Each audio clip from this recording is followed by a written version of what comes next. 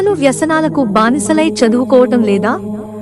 చాలామంది పిల్లలు తల్లిదండ్రుల మాట సరిగ్గా వినకుండా, సరిగ్గా చదువుకోకుండా చెడు సహవాసాలు పట్టి తిరుగుతూ ఉంటారు.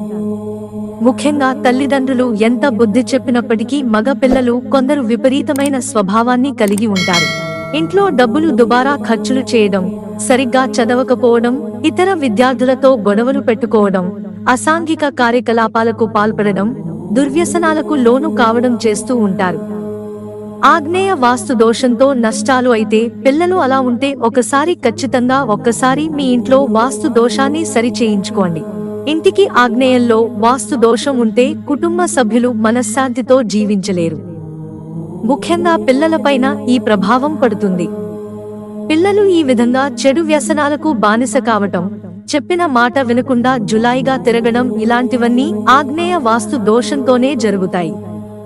ఆగ్నేయ దిశలో చిన్న తప్పు చేసినా తీవ్ర పరిణామాలు. తూర్పు దక్షిణ దిక్కుల మధ్య ఉండే మూలను ఆగ్నేయంగా చెబుతారు. వాస్తు శాస్త్రం ప్రకారం వంటగది ఆగ్నేయ దిశలో ఉంటుంది. అయితే ఆగ్నేయ దిశలో వాస్తు దోషాలు ఉంటే తీవ్ర ప్రభావాలను ఎదుర్కోవాల్సి వస్తుంది. అందుకే ఆగ్నేయ దిశపైన మిగతా అన్ని దిశలపైన కంటే ఎక్కువ శ్రద్ధ వహించాలి. ఆగ్నేయ దిశ విషయంలో ఏమాత్రం చిన్న పొరపాటు చేసినా తీవ్ర ప్రభావాలను ఫేస్ చేయాల్సి వస్తుంది.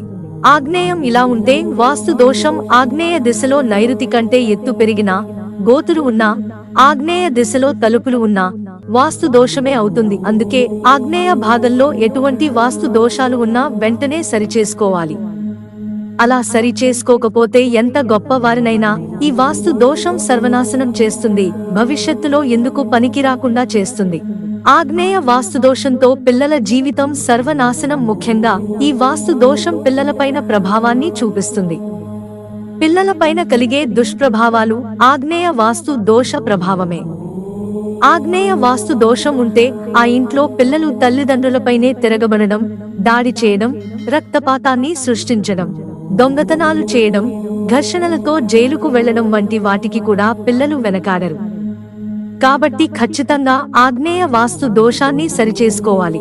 మిత్రులారా, ఛానల్ సబ్స్క్రైబ్ చేసుకోవడం మర్చిపోకండి. ధన్యవాదాలు.